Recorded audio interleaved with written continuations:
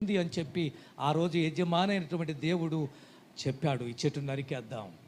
కానీ తోటమాలైన యేసు ఒకే ఒక మాట అన్నాడు, ఈ సంవత్సరం ఉండనిమ్మో, ఈ సంవత్సరం ఉండనిమ్మో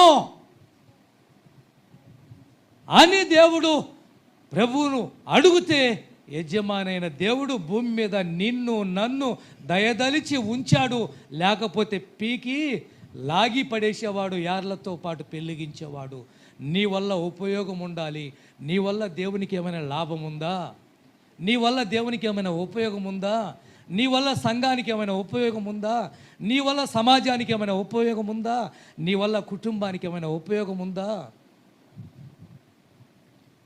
ఉపయోగం లేని చెట్టు ఎందుకు తీసి పడేయమన్నాడు. ఒకవేళ దేవుడు అదే పనిలో ఉంటే, యజమానైన దేవుడు అదే పనిలో ఉంటే వీడి వల్ల ఉపయోగం లేదండి అని చెప్తే